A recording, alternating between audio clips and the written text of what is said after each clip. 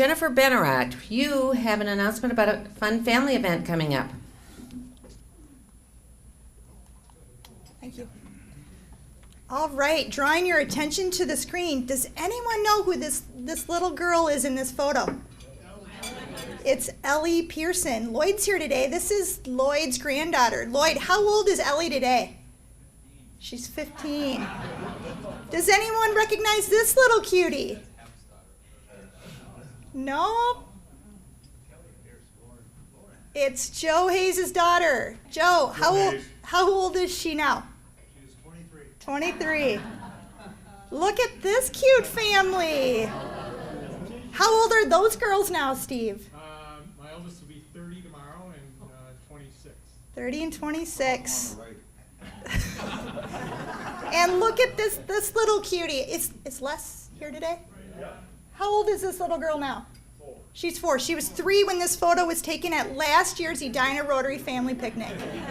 I am showing you these pictures to illustrate that this has been a family tradition in our club for decades.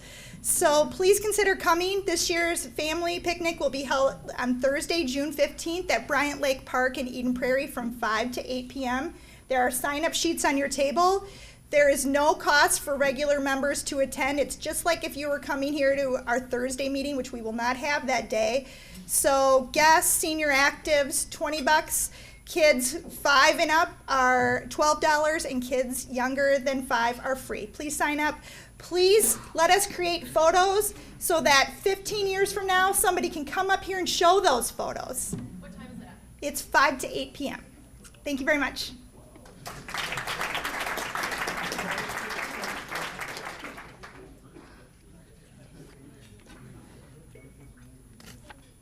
Actually, I was do you want to? That's Josh Sprague and his. I'd like to know how old the fellow was on the left. And speaking of that fellow on the left, Steve Slice, will you please come forward and induct our newest member?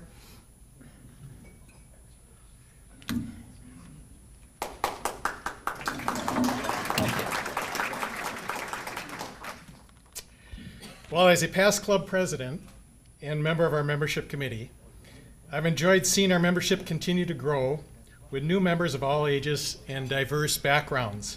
It's an honor for me today to induct Jennifer Shinners as our newest member.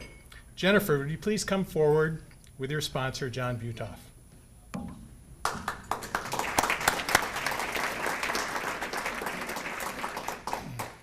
Jennifer lives in Eden Prairie with her husband, Mike, and their 2 children, Claire, 16, and Kristen, 19, who is with us today. Jennifer works for J. Hilburn, a custom men's apparel company, as a stylist, recruiter, and salesperson. We'll hear more about Jennifer when she gives her classification talk in the coming months. Jennifer, I urge you to get involved with everything in this club as much as your time allows. I absolutely will guarantee you that the payback will be tenfold if you do so. Our club has many opportunities to serve, which we talked a little bit about today. Pick the best one that suits you. Members, please reach out and introduce yourself to Jennifer. Your classification will be men's clothing. Please use your sense of style to offer us guys style points or critique Jeff O about his. John, will you please pin the badge of Rotary on Jennifer?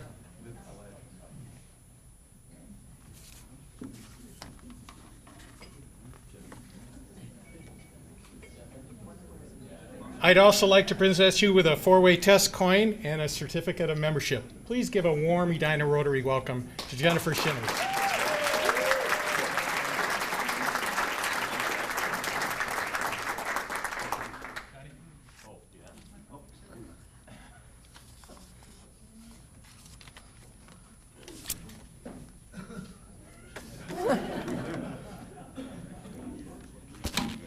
Jennifer, maybe you could work with Flynn and Jeff on their pink pants. And we are going to have to figure out a nickname for Jennifer because we have too many Jennifers. I mean, this is getting a little confusing. So, John, I am putting you in charge of coming up with a nickname for Jennifer. I figured you would. Last year's president, Jennifer Benarott, is bringing us our program today. Jennifer really doesn't need an introduction, but I will try to do her justice. She joined Rotary in August of 2003. She jumped right into Rotary with both feet and has been involved with many Rotary activities. She has been instrumental in getting Rotary's name out, not only in the city of Edina, but also Rotary District 5950. A little known fact is that she developed the campaign that was Rotary is no longer your father, Miss Jennifer? It's not just your father's Rotary Club. I looked at that and went, I know that's wrong. She chaired the fundraiser twice and has been involved with the board for over 10 years. Last year's Rotary theme was Be a Gift to the World. She is a multiple Paul Harris Fellow to the Rotary Foundation. Jennifer lives in Cannon Falls with her husband Matt and two sons Jack and Evan. When Jen isn't busy being the Director of Communications and IT for the City of Edina, driving 40 miles each way to work and to Rotary, helping to make our club better, she is attending one of her son's sporting events. A little known fact is that she is also a sports photographer for her local newspaper, so therefore attends most of the games in Cannon Falls, Randolph, Rochester, Medford, wherever. Jennifer, would you please come forward?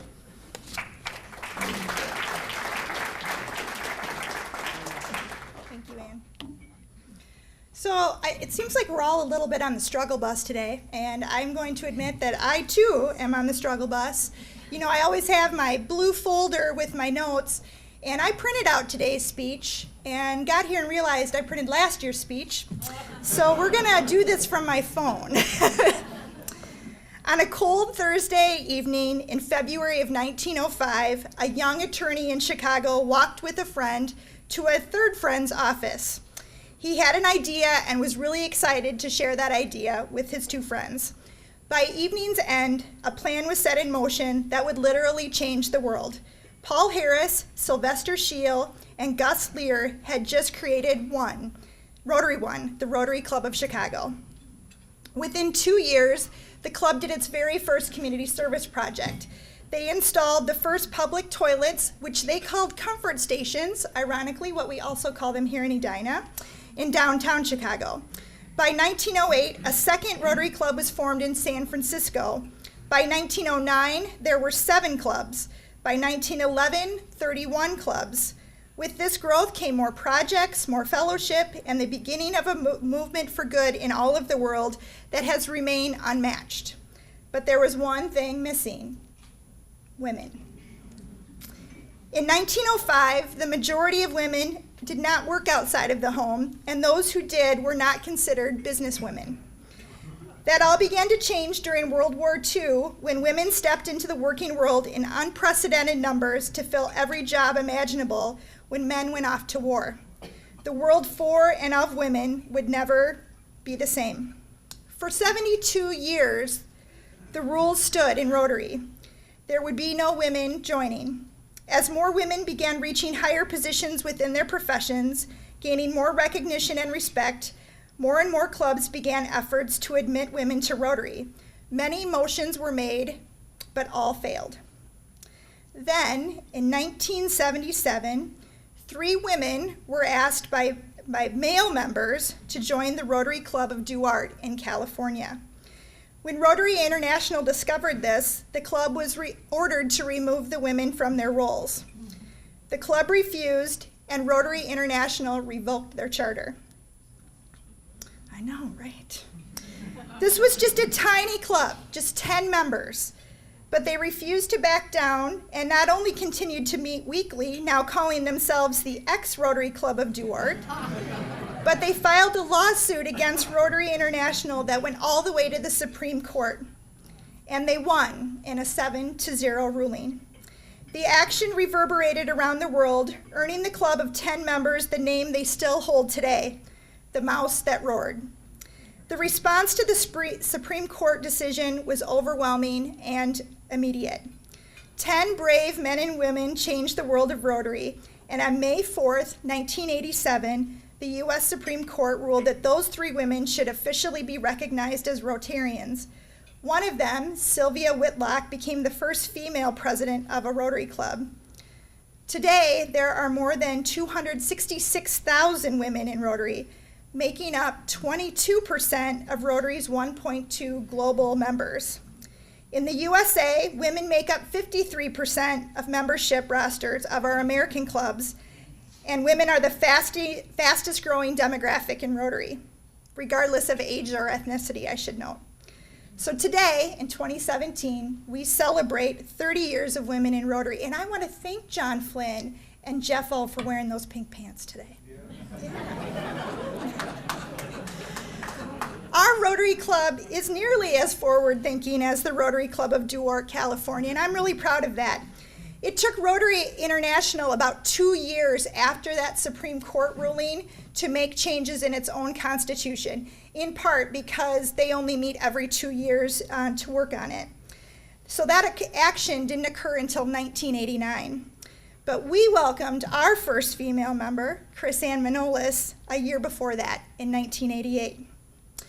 Jean Morrison joined our club shortly after Chrysanne.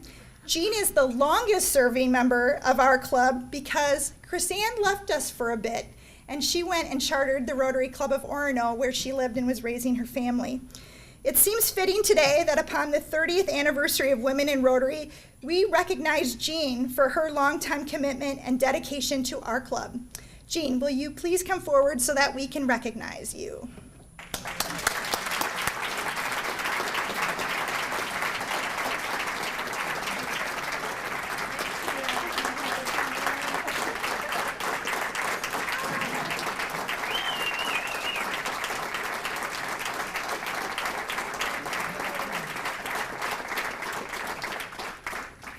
I feel I should come up with a walker or something like that.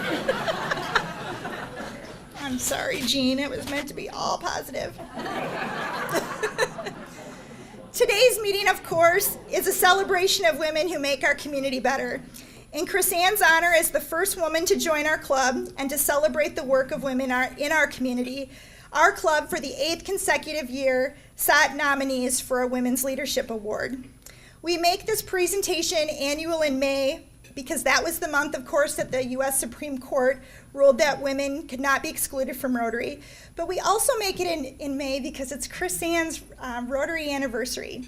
As of May 1, Chrysanne has been a Rotarian for 29 years. Again, Walker.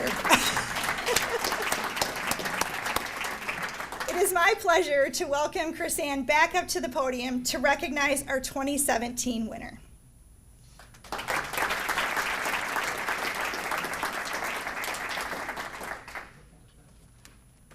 Hi, friends. It's so good to see everyone again. Well, today it's my pleasure to tell you about Lauren Morris Wendt. She was key in transforming Edina's role in providing housing for homeless young adults. Lauren undertook this challenge as a deacon called by Edina Community Lutheran Church to engage her congregation in ministry in the world through justice, service, and advocacy. A native of Detroit and graduate of St. Olaf College and Luther Seminary, Lauren's passion is transformational relationship through outreach. Lauren demonstrated her superior skills of leadership, motivation, and organization to facilitate a task force originated at ECLC to develop 66 West, an apartment building for young adults who had experienced homelessness.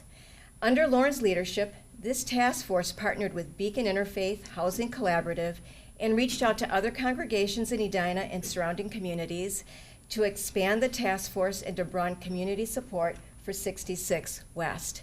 With seemingly endless energy and enthusiasm, she attended countless meetings of the task force, other community groups, the Planning Commission, the Edina City Council, Hennepin County and Metropolitan Council officials, and the Minnesota Legislature to obtain the necessary building permits and financial support to make 66 West a reality. This included playing a leadership role on the Edina Community Foundation's Edina Challenge team to secure the endorsement of 66 West by this group of 14 nonprofit organizations committed to working together to help financially challenged young people in Edina, grow up to be healthy, productive adults. To those who follow Lauren in this journey, it is clear that 66 West would not have happened without her efforts. Her work in her community is not limited to 66 West, as she will also be seen organizing her fellow ECLC members to engage in volunteer efforts for VEEP, community emergency services, loaves and fishes, and more. Lauren finds no distinction between her outreach ministry and how she would live her life if she had chosen any other career. She engages and invests in her community in order to provide service and advocacy while seeking opportunities and justice for all. From the Rotary perspective, she's a shining example of service above self. And 66 West is the result of her living application of our four-way test in her life and work. Lauren, please come forward and accept your award.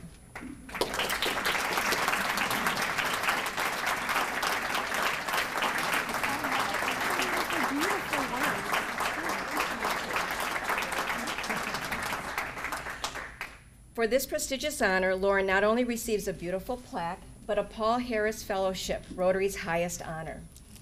And Lauren, you were selected to receive this recognition because the Rotary Club of Edina believes that your life exemplifies the humanitarian and educational objectives of the Rotary Foundation. We thank you for demonstrating in your life and vocation a commitment to helping people. Congratulations, Lauren. Thank you.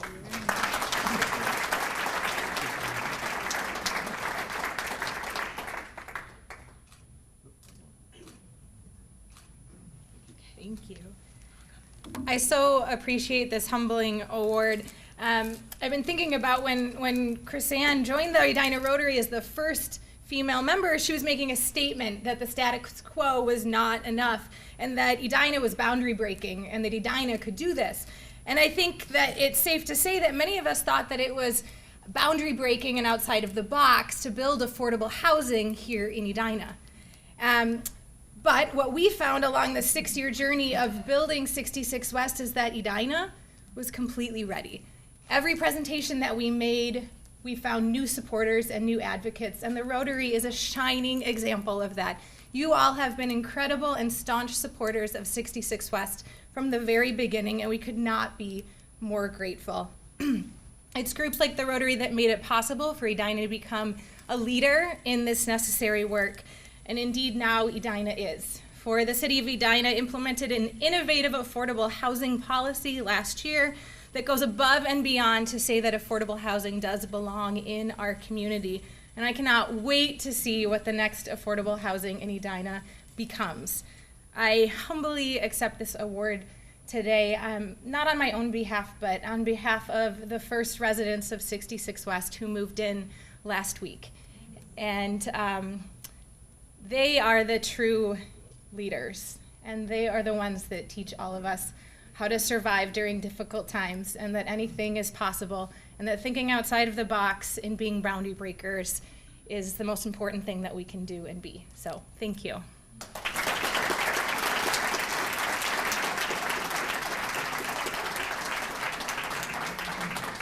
Congratulations, Lauren. Now it's time to bring back last year's winner. Ann Swenson served the city of Edina for more than 2 decades. She was appointed as council member in January of 2005 and held the role of mayor pro tem until her retirement from the city council in December. Prior to serving on the city council, Ann served on the city's planning commission for 12 years. Ann aimed to be anything but a stereotypical politician. She worked to be fair, trustworthy, and honest in everything she does. She tried to help build a more inclusive, beautiful, and welcoming city. Please help me welcome back to our podium the 2016 Chrysanne Manoles Women in Leadership Award winner, Ann Swenson.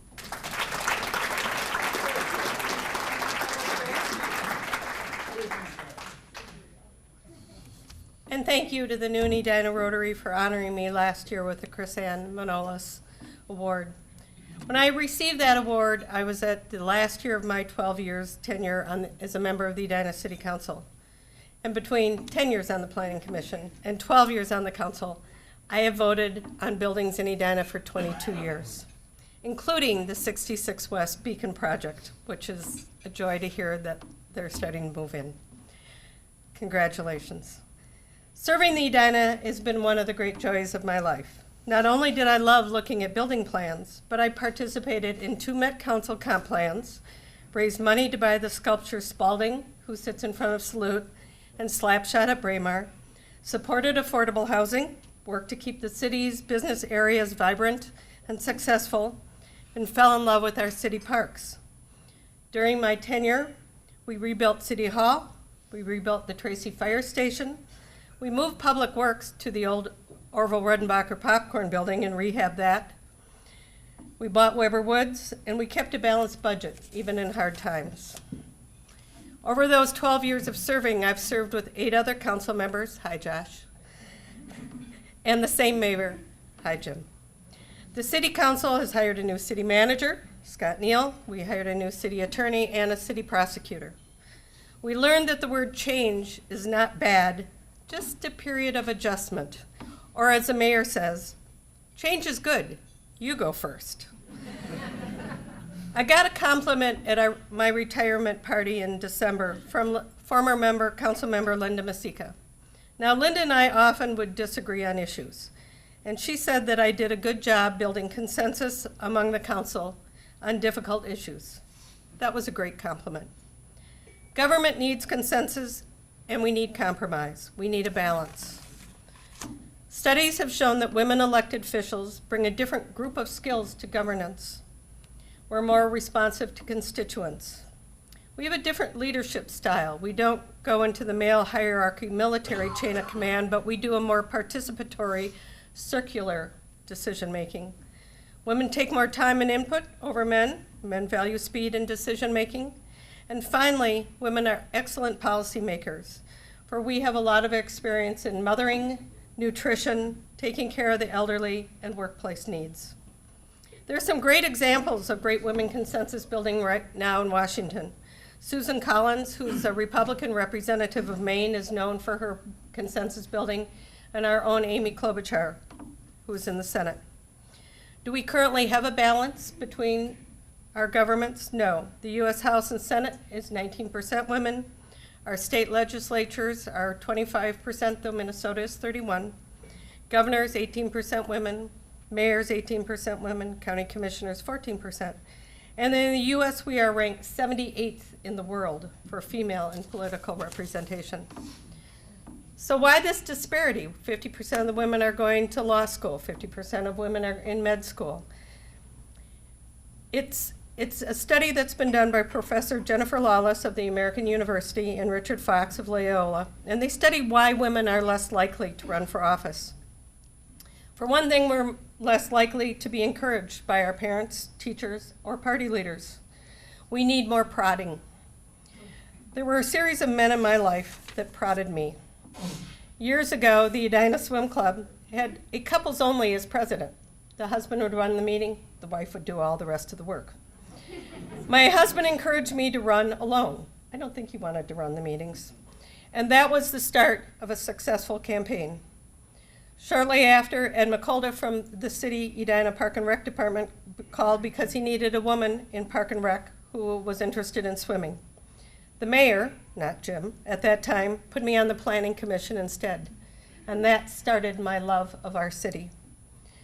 One day, 10 years later, I left a planning commission meeting and I was complaining because that city council just wasn't listening to us. And John Lonsbury looked at me and said, "You should run for city council." I needed those prods. 3 different people made a big difference in my life. So what can you, women start volunteering a lot. School board, maybe council. Men tend to jump right into a Senate or a House race. Why? We're less confident. We feel like we need more experience. We are definitely more risk adverse. One of the things in the studies that I found interesting, I didn't play sports growing up. I'm class of 69, Edina. Hi, Skip, where are you? Fellow classmate. We didn't play sports. I didn't play on a team until I played in a USTA. I ran a USTA tennis team and we won and went to nationals. That feeling of winning as a team was great, but there were a lot of losses before that. Those losses are what help you with that fear of trying to win something else. So it's really great that we have so many young women in sports. When one running for office, the Cooney report shows that in equal numbers, if there's an office and a man and a woman are running, they are elected equally. But unfortunately, only 20% of those elections have a woman running. So what can all you do in this room? You started out in 1988 by electing your first woman member, and a year before actually the Rotary Parliament changed the rule.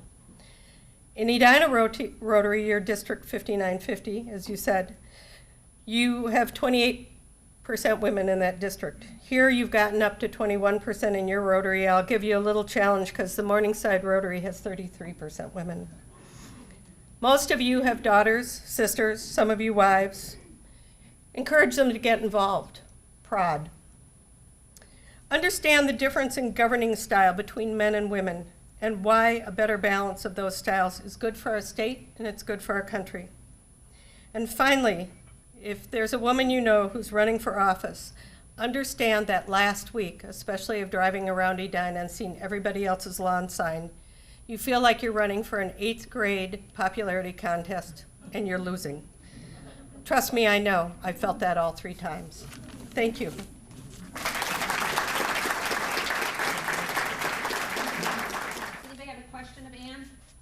And know if you have traffic in West Edina because of 169, call the mayor. Yes? Of all the city council members that you served with, was Josh Sprague the worst? Actually, I'm a little bit bossy, and Jennifer will tell you that after I started serving on council, I would choose who would sit next to me, and I picked Josh to sit next to me. So that should tell you that I was interested. He did a great job in his 4 years, and I was really proud to serve with him. He's a good decision maker, and he loves our city.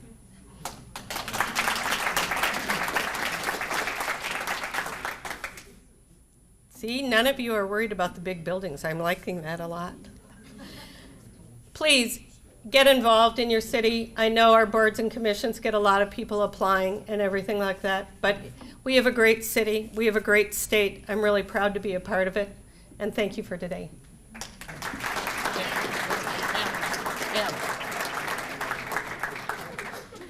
Another minute.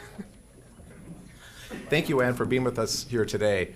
Your presentation on the many years and the many service projects you've worked on at Edina to drive, I'll add a word, positive changes was truly inspirational to all of us. I think I speak for all of us to say that we don't want to be ranked 78th in women in leadership positions. So I support your comments on making changes in that regard. Rotary is 1.2 million neighbors, community leaders, and global citizens united for the common good of service above self. Rotary has 6 areas of focus, and one is supporting education. In appreciation for your presentation today, we will make a donation in your name to Edina Give and Go, whose mission is to bring life and learning opportunities to Edina students who may not otherwise be able to afford those programs. So thank you very much for being there. Thank you very much for doing that. Thank you. Thank you.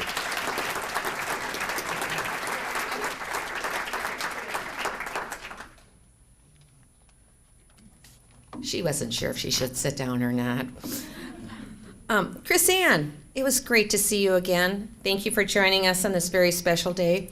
Lauren, congratulations for the award and with the new addition to your family. In case anybody is wondering, the due date is tomorrow. And congratulations on being last year's winner and sharing with us why you deserve that honor. Jennifer, we're gonna have to figure this out, but welcome to Rotary. Thank you, guests and visiting Rotarians, for joining us today. We hope to see you again. Please come back and visit us. Next week, our speaker, we hope, will be Dario Anselmo, who is the state legislative representative for District 49A, which covers most of Edina. We may have to provide him with toothpicks and no-dos after this latest legislative session. He will update us on some of the legislation that has passed and that did not pass. So it could be a very interesting meeting. In honor of this week's celebration of Memorial Day, I chose the following quote. If our country is worth dying for in time of war, let us resolve that it's truly worth living for in time of peace. Remember to keep Aaron and his family in your prayers and thoughts. Also, the veterans who have passed, who gave the ultimate sacrifice so we can remain the home of the brave. As you go about your day, be an example of Rotary serving humanity. Thank you for joining us today. Meeting adjourned.